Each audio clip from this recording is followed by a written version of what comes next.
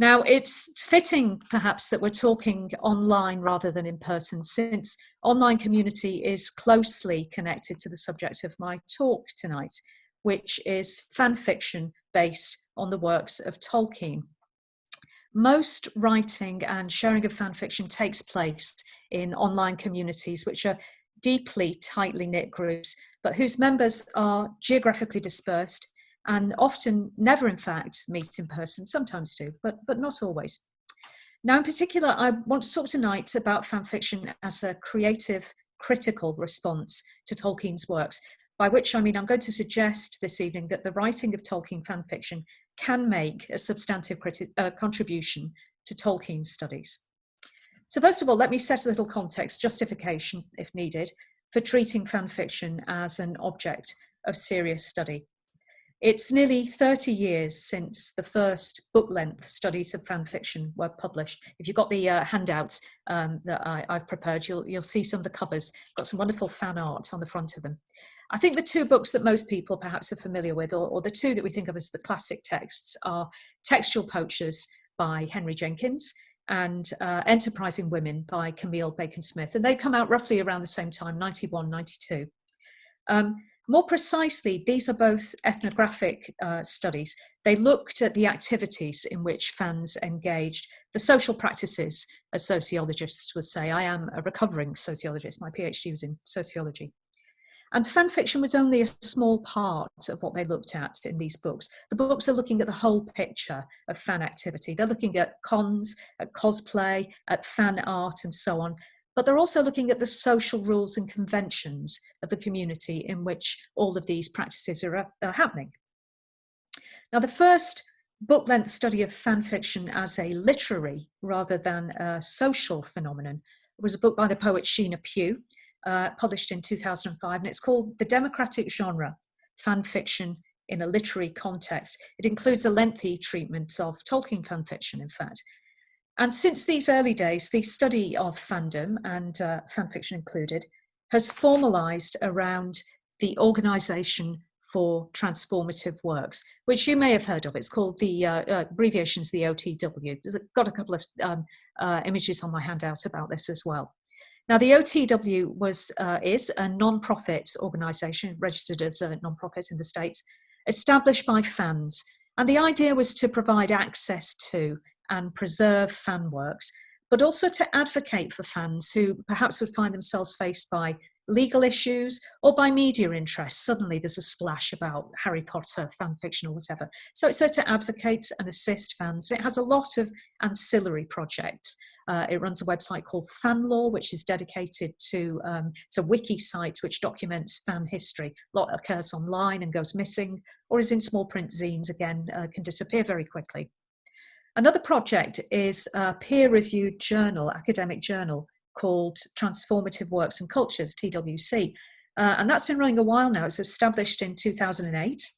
And the idea is to promote scholarship on fan works and fan practices. Again, note that dual purpose of studying both the works and the activities in situ within the community. Of course, the fan fiction archive created and maintained by the OTW is the archive of our own. And the idea was to have fan-run servers hosting a sustained and fan-built fan fiction archive. A lot of fan fiction archives disappear, or they're hit by legal action, LiveJournal pulling stories and so on. And this is where the archive of our own, or AO3, came from. And last year, 2019, AO3 won a Hugo Award for best related work. So this is sort of work of long-standing and really well established and well acknowledged. So all of this means that fan studies, of which the scholarly study of fan fiction is a part, is an academic pursuit of roughly 30 years standing now. And if you drill down into the literature, you'll find that there are several publications now on Tolkien fan fiction. So I think probably the trailblazer here was Amy H. Sturgis. She did work on movie influences on fan fiction, people sort of mediating between the books and the films. That was back in 2004. And she's done a lovely study of how fan fiction writers portray Rosie Cotton in their stories. A little later, a paper by Megan Abrahamson in 2013 skillfully draws out affinities between the writing of fan fiction and Tolkien's own creative practice. And then you have a very fine analysis by Karen Viers and Kate Coker of fan fiction depictions of Lithiriel of Dol Amroth. And just in 2019, Dawn Wells-Thummer has done an excellent historical survey of Tolkien fan fiction and fan fiction communities. And as Sean alluded to at the start, there's my own essay in Perilous and Fair on the writing of Tolkien fan fiction as a kind of reparative reading by women readers of The Lord of the Rings. On my handout, I have assembled a reading list of all those papers, everything else I'll refer to tonight. There will not be a short test, don't worry, it's purely for interest.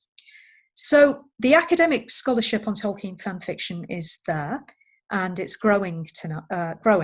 But what I'm going to talk about tonight really hinges on the idea that the writing of fan fiction in itself can be considered a kind of scholarly activity, a form of analysis and critique of the texts with which it's intimately and passionately involved. And this is what I mean by a creative critical response.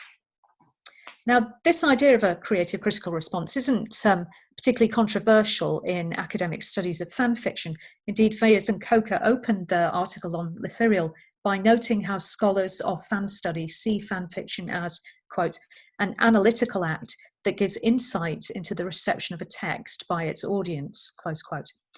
And nor really is it a controversial idea in academia that creative writing can function as academic work. PhDs in creative writing are long established in universities. They generally take the form of a sustained piece of creative work, a novel, say, or a collection of short stories, a collection of poetry, and that's accompanied by a long essay, you're looking about 20 to 40,000 words, a critical commentary, as we call it, which is a reflection, academic reflection on the writing process, perhaps the genre, the context in which the creative work is operating. And I've supervised PhD projects like this myself. Indeed, at the moment, I'm supervising a project that's a creative writing project PhD, that's a fan fiction novel and critical commentary. It's set in the Marvel Cinematic Universe. It brings an Australian Aboriginal perspective to that world. It's absolutely brilliant.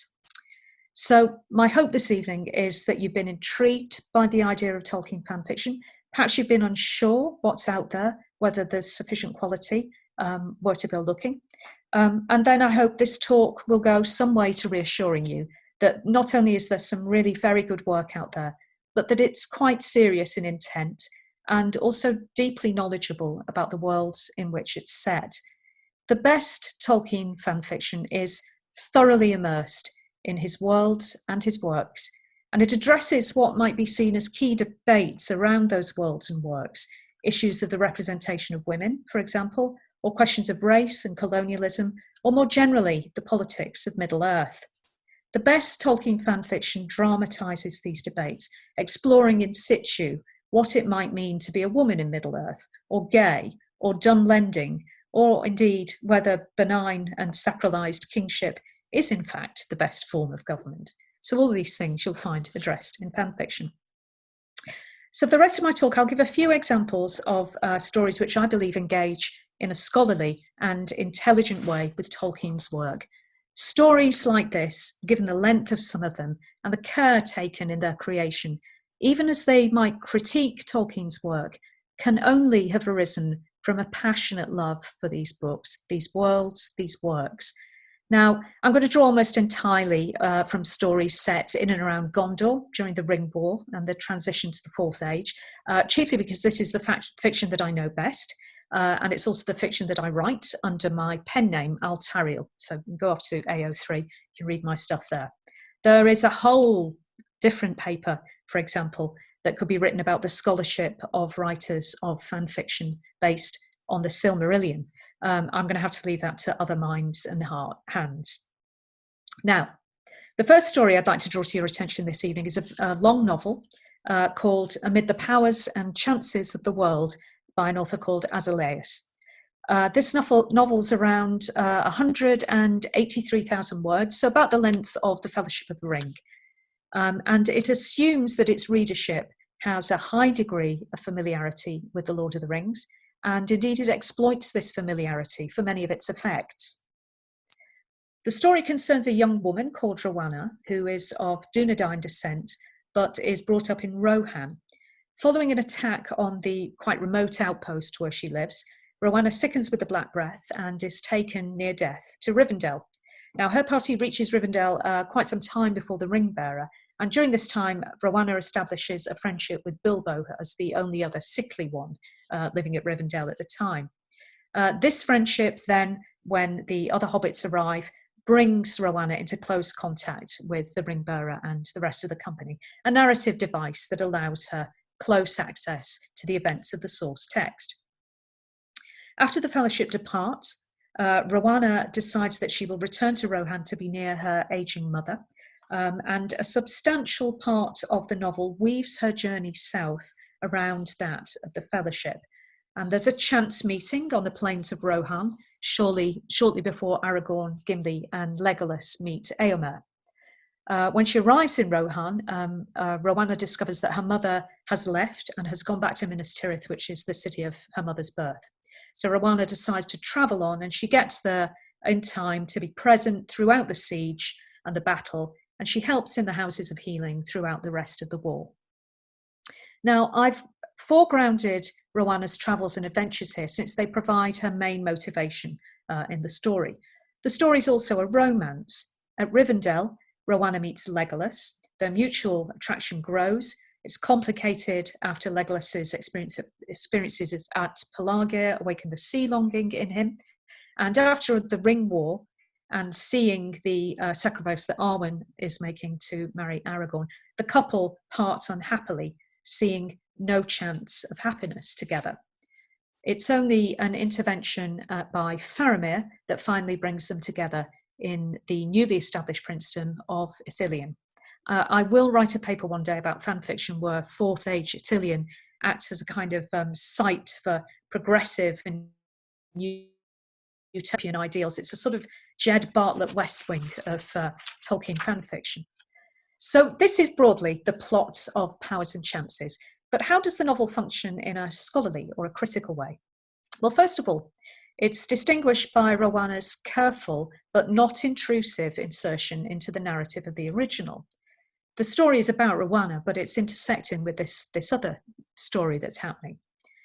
But the author has scrupulously plotted the journey of her southwards in order to create a plausible route for Rowena to take south during wartime.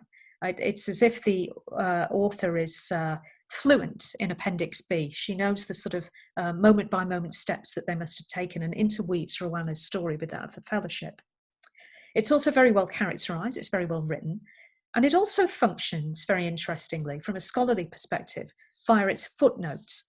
A chief pleasure of this novel is reading the footnotes. These are the places where the author sort of describes her narrative decisions, and these all assume a high degree of fluency with The Lord of the Rings. They also assume that readerly enjoyment will be derived from seeing how the author has put this together, how her new story dovetails with the original. It's like seeing a piece of fine carpentry assembled. A further pleasurable feature which relies upon readers' fluency with the source text is the use of brief quotations from Tolkien's verses as chapter headings. As each new chapter arrives, you would go, oh, I recognise that. That's from that poem, that's from that poem, that's from there. So a reader is sort of rewarded for their own knowledge as they recognise these quotations. And Azaleas also works with other fanfiction texts produced amongst her community. There are regular name checks to other authors. She acknowledges borrowings of names or characters or ideas. She gives thanks for advice given. These are gifts to the specific community within which the novel was written. A lot of the fandom economy operates on gifts, acknowledgement. There's no payment here, obviously, because you can't do that. It's a copyrighted text. So to acknowledge friends and gifts and help given, these acknowledgements are a very important part of the social contract. Again, bear in mind that duality of text and community that's so distinctive of fan fiction, both a literary and a social activity. So as well as these formal scholarly features, the novel also functions as critique. For one thing, it quite gleefully subverts the traditional conventions of the romantic marriage plot. No spoilers. I'll say only that the romance does not end conventionally in marriage and family. At least as significantly, however, Powers and Chances sets out to address the issue of the comparative lack of women in The Lord of the Rings. Through the character of Rowana, whose story is so carefully interwoven with the events of the Ring War, the author shows that while the adventures of men and elves and dwarves and hobbits were happening, women too must have been having adventures, doing exceptional deeds, and that these too might be worthy of song and story.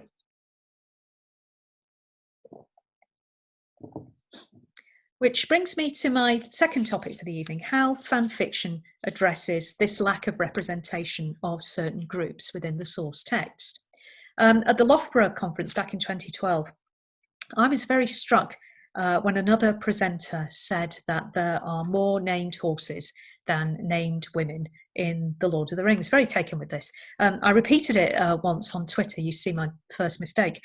When somebody decided to disprove, he did come unstuck on trying to decide whether Shelob was primarily woman or primarily spider. And the Entwise are a bit of a problem too. But I hope it's not too contentious to say that there are comparatively few girl forms in The Lord of the Rings. And addressing this is a significant impetus for many fan fiction writers. They basically have two strategies at their disposal. They can take the route that Azaleus takes and introduce a compelling original female character.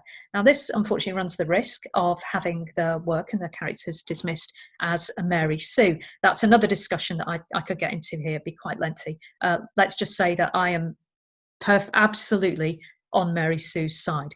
But this is a problem. You can introduce an original character and people go, oh, it's a Mary Sue, etc.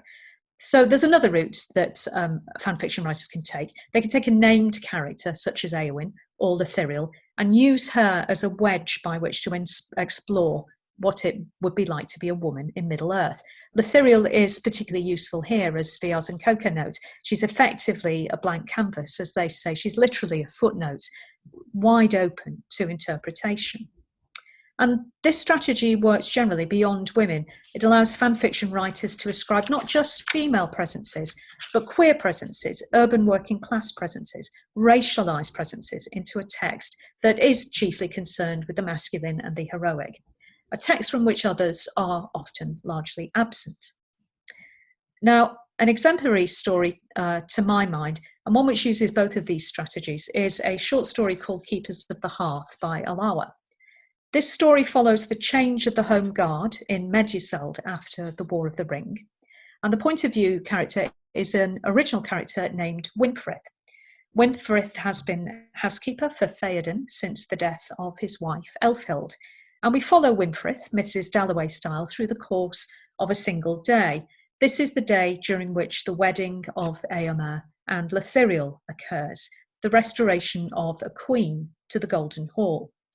During this day, Winfrith recalls the long years of her service through the decline of Rohan, first as wet nurse to Theodred, then as nanny to Eomer and Eowyn, and last as housekeeper to Theoden. The story immerses us in the warp and weft of daily life, in Rohirric's social activity, custom, and practices. And at its heart is domesticity, the keeping of the hearth, the lives, the cares, the unceasing responsibilities of women. These are brought to the fore. Again, subverting convention, the story culminates not in the wedding, which is the traditional payoff, but in a beautiful ceremony at the evening feast at which Winfrith hands over her keys and her charge to Lithiriel.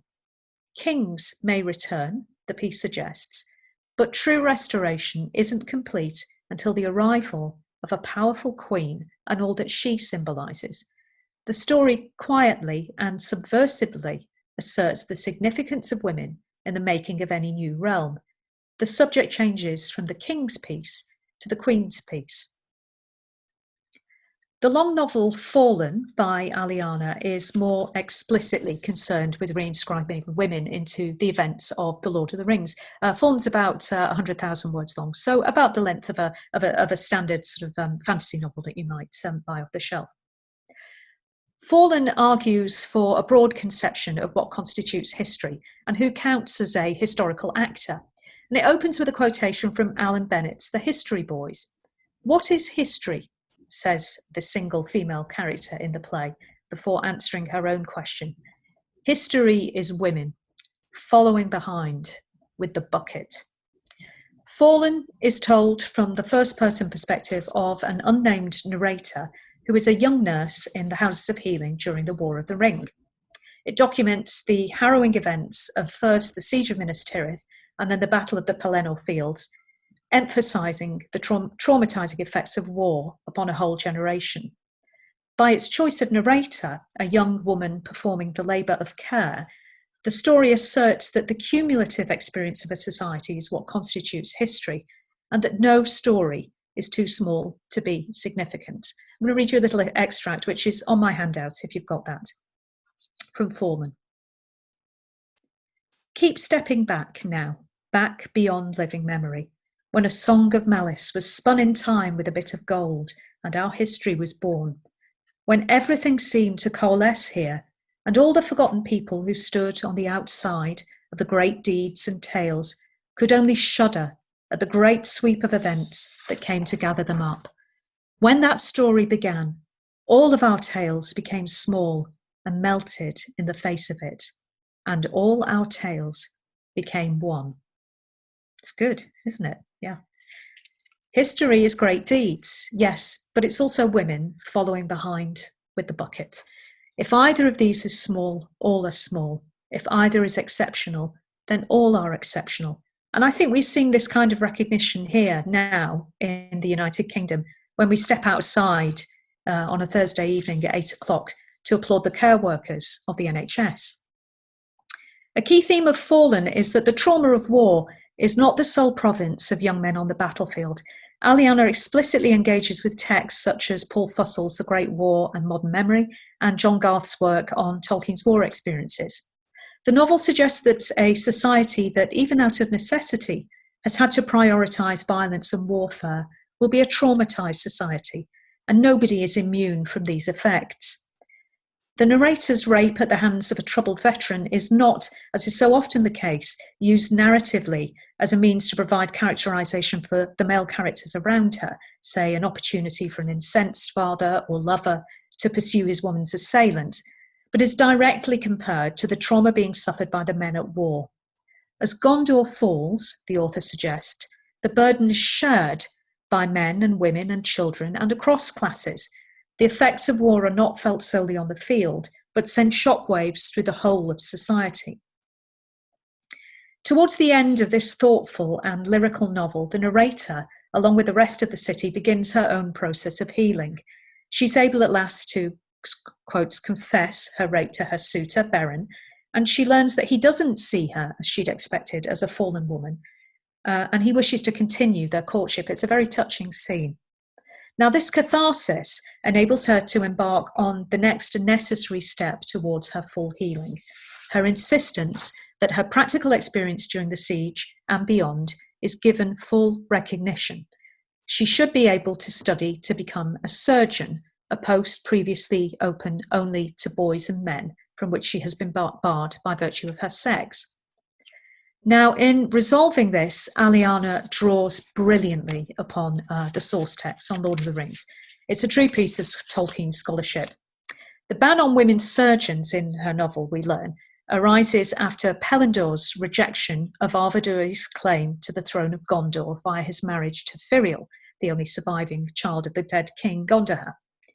Pelennor's refusal of this claim involves a rejection of the Númenórean law of succession that allows for a ruling queen. The ban on women surgeons is, in fact, a ban on armed women, that is, on the risk of a queen when a warrior king is required. The course of the War of the Ring, specifically as documented in Fallen, demonstrates the meaninglessness of such a ban. The removal of this ban and the narrator's ability, therefore, to train as a surgeon are endorsed by the text as a progressive move, part of a wider renewal Gondor could undergo in the Fourth Age as it transitions from war state to peaceful polity. The narrator's insistence that she's given the same respect and position as the men around her expands and transforms what latent in the source text to an explicit stance on what a healing and healthy society could be. So these heroines, Rowana and the unnamed narrator of Fallen, assert their right to be present on equal terms with the heroes. And this, of course, must remind us of an unequivocal heroine of The Lord of the Rings, Eowyn. Now, when I first began to write Tolkien fanfiction and became involved in online discussion, which is nearly 20 years ago now, I was surprised to discover that opinions of Eowyn were not universally positive within the communities I was working within. And these were, of course, predominantly female. Fanfiction communities are generally predominantly female. This discussion was one of the most interesting online debates I've been involved in, whether Eowyn, in leaving Dunharrow, deserted her post and should be censured, or whether, given that this decision meant that she was in place to kill the Witch King, all should be forgiven and she should be considered a heroine for her actions. It's a debate that comes up again and again, and indeed I think it appeared on the Tolkien Society's Facebook page only last week. But I'm not going to go through the arguments here. If you want that, I can recommend an online essay by Dawn Katernak, which is called The Problem of Eowyn, a look at ethics and values in Middle-earth. I bring this up because what followed, to my mind, took the form of a scholarly debate. A question of interpretation is raised. Debate, here on a discussion forum, goes back and forth like responses to a conference paper, citing textual evidence and so on. Someone formalises this into a scholarly essay, Dawn Katernak in this case. But what's significant in this case is that a large part of this debate crystallises into stories. Opposing positions were performed through narrative. This took the form of a story challenge at the now defunct Henethanoon Story Archive, but you can still find half a dozen or so of these stories archived on AO3 Archive of Our Own if you search under heroine or deserter. And if you do that, you'll find 6 or 7 entirely different interpretations as to how this question might be answered. Faramir's take, Éomer's, Elfhelm's, Arwen's. And there are a couple of stories that take a longer historical view. The thoughts of Elfwyn about his famous aunt, and a very good novella in which Barahir, in the Fourth Age, tries to pin down the truth about his legendary grandmother. These are rich pickings. It's a high quality of storytelling too. They emerge from a well-established debate and they offer creative and critical responses. So did we ever reach consensus on Eowyn, heroine or deserter? No, of course we didn't. Of course we didn't. Because what makes The Lord of the Rings a truly great novel is its multivalency, its openness to interpretation, the freedom granted by the author to the reader. Tolkien famously wrote to Milton Waldman of his vision of a body of more or less connected legend in which the cycle should be linked to a majestic whole and yet leave scope for other minds and hands wielding paint and music and drama. Now, I sincerely doubt that Tolkien imagined anything like the 67,000 stories currently listed on AO3 under the tag Tolkien. What I don't doubt, however, is that these stories emerge from intense and intensive immersion in the works of Tolkien and from passionate engagement with the worlds that he created. Tolkien fanfiction, like all fanfiction, arises from love, and at its best, it pays the author the highest of compliments: sustained close reading and intelligent interpretation. Thank you very much. Sean, do I have you? Thank you very much. Thank you. That was very interesting, and I was making some notes here as you were going along, some thoughts in my head. So I guess one of my interesting question, just as kind of a general point, you mentioned that most fan fiction writers are women. Is there a reason, do you think, for that? Well, I think generally you would say that the reason for this is this. It's like having the it's like the sort of piece of sand that turns into the pearl. You know, it's an irritant. It's that often what you're finding is that you're opening books and the people like you aren't the heroes. you're ancillary, you're the handmaiden in the actual definition of the world. You're not center, you're not foregrounded. So there's a sort of yearning for you to be present as the hero, as the heroine. And so you kind of try and recast the story in some way that it works for you. So I think that's one reason. There are many, many reasons why people write fan fiction. And I think often they're doing it very quietly. It's sort of have a hobbyist feel. They're experimenting with ideas and things that maybe they won't find in the fiction that they're reading. And that, I think, is one stimulus for fan fiction, to find yourself in a text. But there are lots of reasons. So, because you said that, writing fan fiction is kind of the ultimate tribute you could pay to an author. But do you think these people they're almost trying to like right a wrong that they see within the works? Do you think that is that much of a tribute? I don't think it's to do with righting a wrong. I think it's to do with a yearning of you can't spend this much time on an activity that effectively doesn't earn you any money or social capital without it arising from love. But there might be things in the text that you wish were different. Maybe you wish you were more present. You can't wish that the author had done that, because that's not the book that the author set out to write. But you say, I wonder what happened between these characters earlier in their life. And that's a very standard thing that fan fiction writers want to do. They're called gap fillers. You might go, well, I'd love to know what made Denethor the way he was, or I'd love a glimpse inside his marriage to Finduilath. And of course, that's not the subject matter of the book, but the book has awoken in you the feeling that these people are real, and that you would like to spend more time and explore more of what's happening there. So that's a very natural thing I think we all want to do. It starts as playground games, I think, and then you kind of carry on doing it.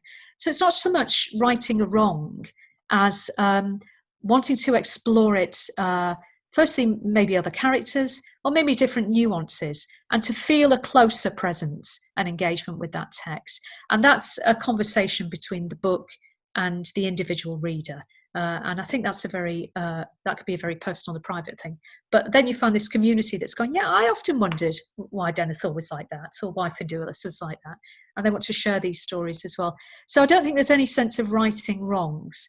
It's a sense of deeper engagement. And this is how it comes out, rather than in essay form. Yeah, because what I found particularly interesting about your talk was the almost positive defence of fan fiction, because in my experience in the Tolkien community, there are a group of people who can often feel that fan fiction. You talked about the freedom of the author. The author gives the reader freedom. That somehow the fan fiction undermines that freedom and undermines the legacy, and you sort of see that narrative a little bit. Okay. Yeah. Mm-hmm. And that's what I found. Sorry, yes. Finish your sentence, Sean. I was just going to say that's what I found particularly interesting about what you were saying. That actually, what these people are seeking to do is almost bolster their own enjoyment of the author, and pay tribute to them, and as you say, in some cases, fill in some of the gaps. Exactly that. And I think, yes, I think it doesn't take anything from the books. The books are still there. I can literally look directly ahead at my shelf of 8 or 9 copies of Lord of the Rings, and they're there. The text is safe. The text will always be safe, and it will always be read. And people reading it, a book has to stay alive, and to stay alive, a book needs to be read. And you can't control how people read books. We wouldn't want to. We'd be horrified by this notion. It's right there in the foreword to Lord of the Rings. Didn't want to control how people. I didn't write allegory. I want to see the freedom of the reader. And some of these readers want to sit and go, well, I wish there'd been more girls in this book. Yeah. I think I'll write a story about them. It doesn't do any harm. Doesn't do anyone any harm. And it brings a great deal of pleasure. And as I say, beyond that, I think it does make us think more about the book and think, oh, well, actually, that's an interesting nuance. That's a way I hadn't considered that. So when I saw these stories about Fourth Age Ithilien emerging, for example, how interesting, isn't it, that this has become a space and a place where people put their kind of political yearnings. This Ithilien is being created as a state out of nowhere. If we all had that opportunity, what is it we would do we were sitting down as Prince and Princess of Ithilien, what kind of country would we want to build? And that's a space offered to us in the text, and we can write stories about that. So no, the book is safe. I think people feel like this when they felt like this when Star Trek: The Next Generation came back. Oh no, Star Trek is Kirk and Spock. It can never be anything differently. Well, that's all still there, and then on top of this, we get all this extra new storytelling. It's quite marvelous. And only a good book would stimulate this, I think. Yeah, I think that's a fair point. And I guess what I was wondering now is to sort of turn to something a bit more current. How do you feel about the Amazon TV series as potentially being, a form of fan fiction in and of itself? Well, of course, I'm extremely excited about it. I'm of course consumed by envy that these people are doing it and not me. So I hope it's fantastic. I hope it's really interesting storytelling. I hope it's beautiful and exciting and engaging and thoughtful, and breathes its own life into the worlds and works of Tolkien. I want it to be great, and I'm really looking forward to it. Great. Okay. Well, let's take some questions from attendees.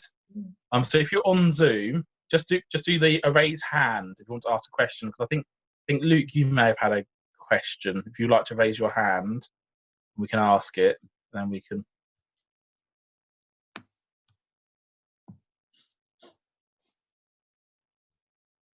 Oh, Has no one got any questions at all? Oh, I've got some things in Q&A here. Sean, if you go to the bottom, there's a sort of Q&A button. Yes, I was hoping Luke would ask it in person, so he's just now popped up. So here we go. So let's hear from Luke. All right. Hi, sorry, Luke. It took me a little while to get my headphones set up. Sorry. So what my question is the quote that you read from Aliana. It really reminded me of how in her fourth Earthsea cycle, Le Guin re-centered stories and focused more around, the stories and lives of women in Tehanu.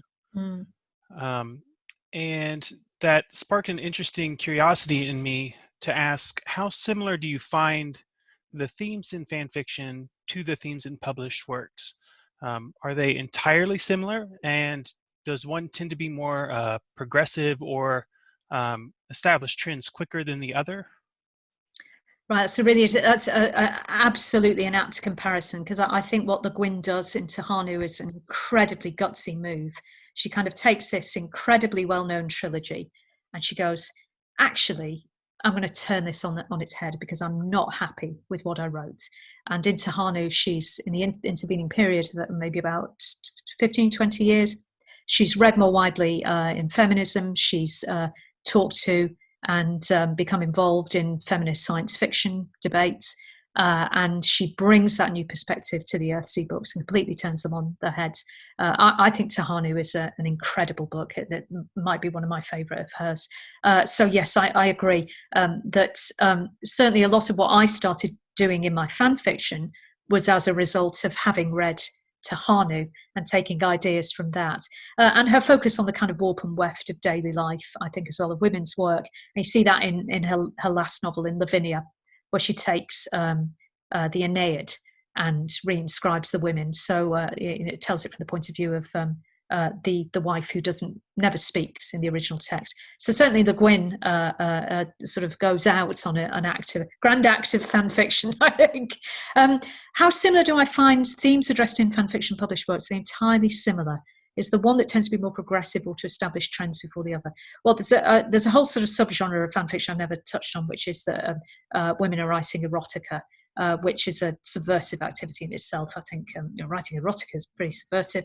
Women writing erotica, historically, it's not something that people would have admitted to. I'm still of a generation of fan fiction writers where people very closely guarded their names. They used pseudonyms because they couldn't afford in their day-to-day lives to be found out to be writing even quite tame stories about kissing or first dates.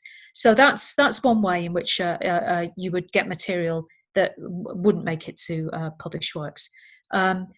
Does fan fiction tend to be more progressive? I think, like many things, it's a case of what you're reading, where you're finding it. There's also a lot of fan fiction that is written by quite new writers who are writing for the first time, who are using characters that feel safe or familiar. They're really quite young, some of these writers, maybe 14, 15 or 16. They're experimenting with writing.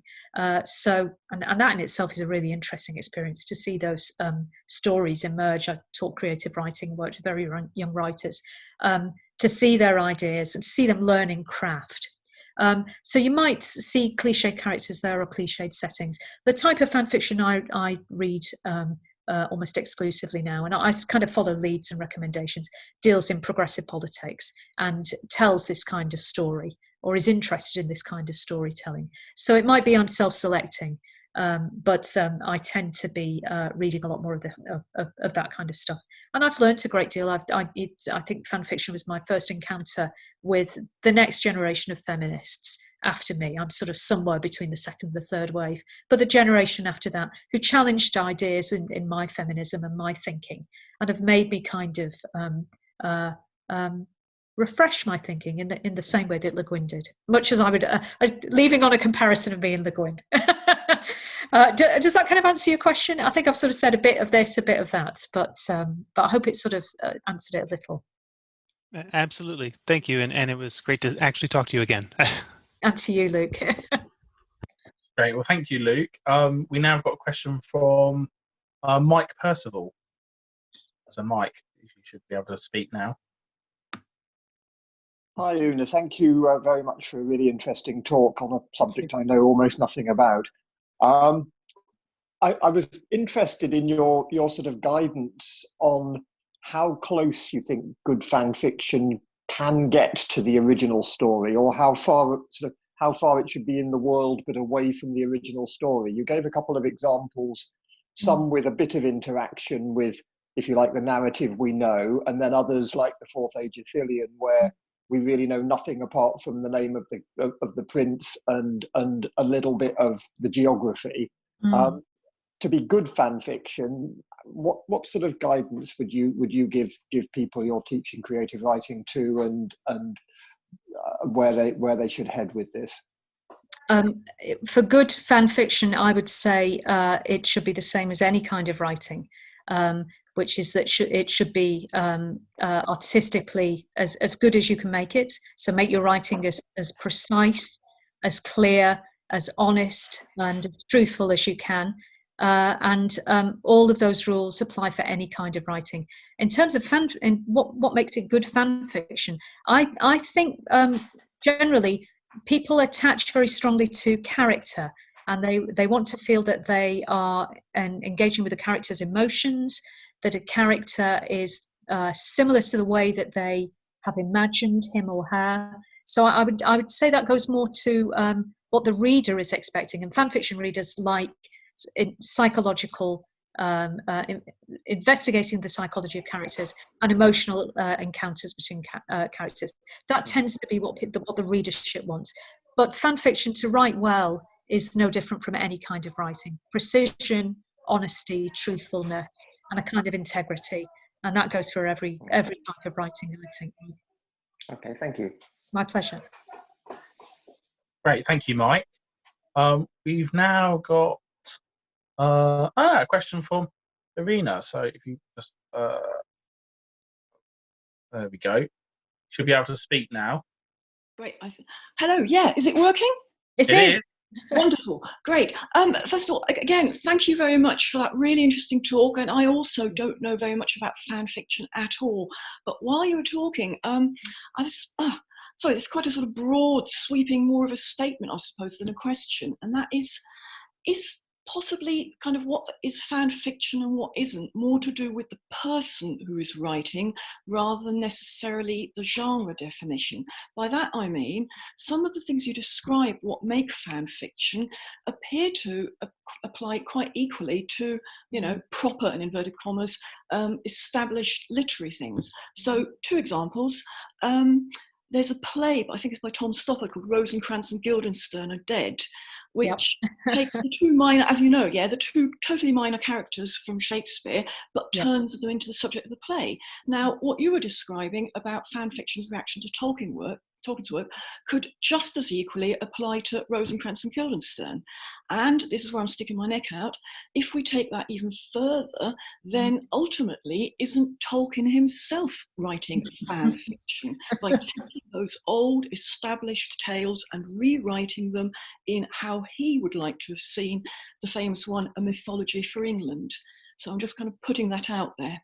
Yeah, I think, and it's often when you read articles about fan fiction, often people say, well, you know, you realise that Dante was doing this with Virgil, and you kind of go, well, that's true, isn't it? So, you know, the Western canon kind of starts with a massive act of fan fictional self-insertion.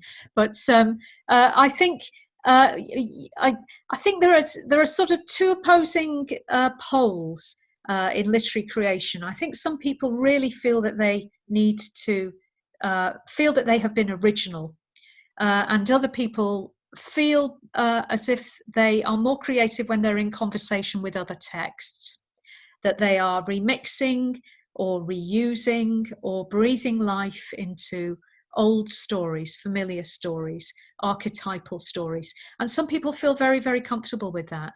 And the stories that they might use might be the Aeneid, which has a large degree of social and intellectual capital attached to it.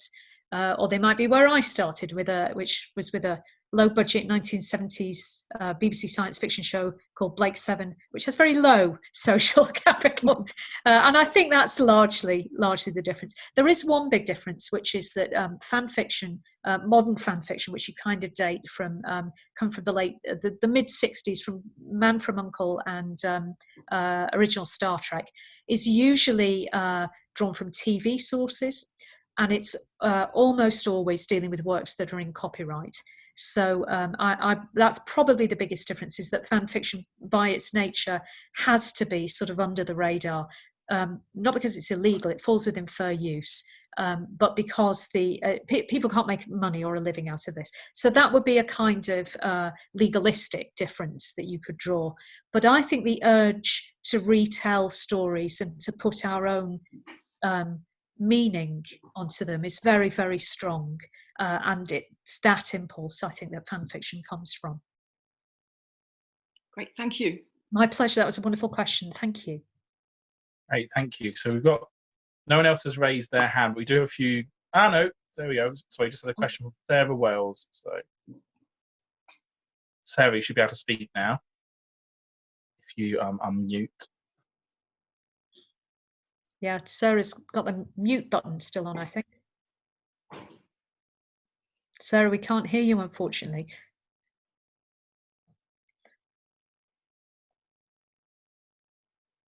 Is Sarah able? Oh, hello, we've got you now. Hello. Hello. Yes, I think that worked.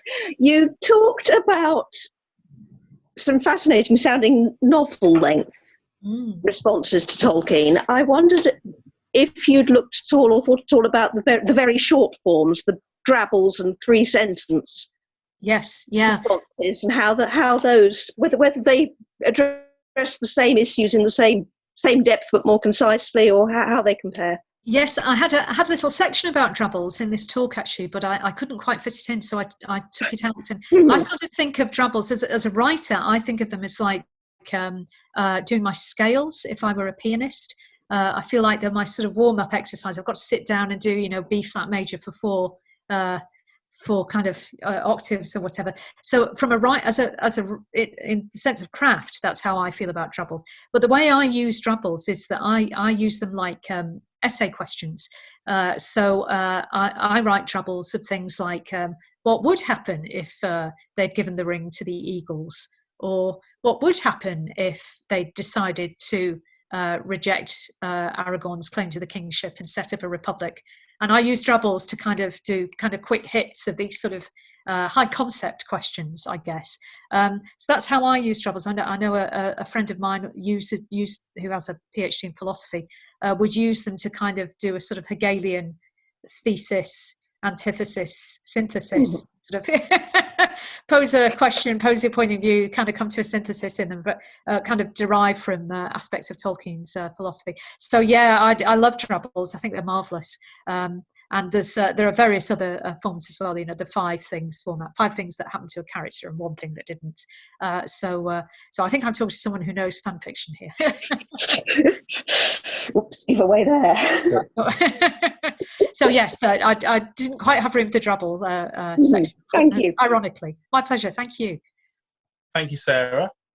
So we've just got a couple more minutes left, and so it would take some of the questions that are have been asked by text. So one question here from Sally. She asks, do you see any difference in fan fiction from worlds that accept published adjunct books such as Star Trek and Doctor Who versus those that don't, such as Lord of the Rings and Harry Potter, etc.?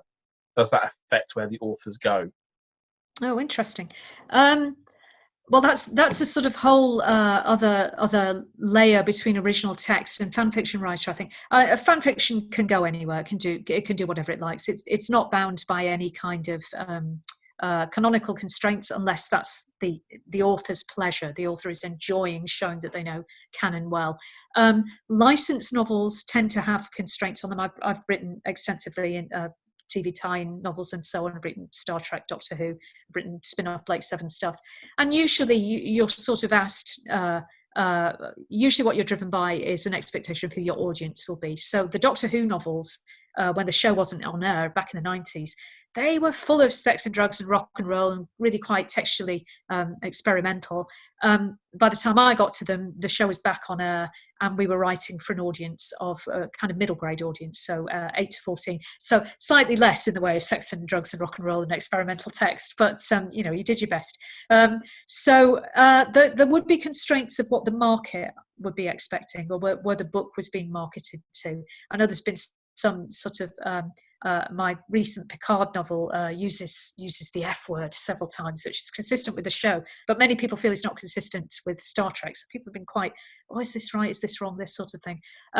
So anything goes in fan fiction, although you may find having to defend your creative decisions to a very intense and knowledgeable audience. Why did you choose that characterization? Why that?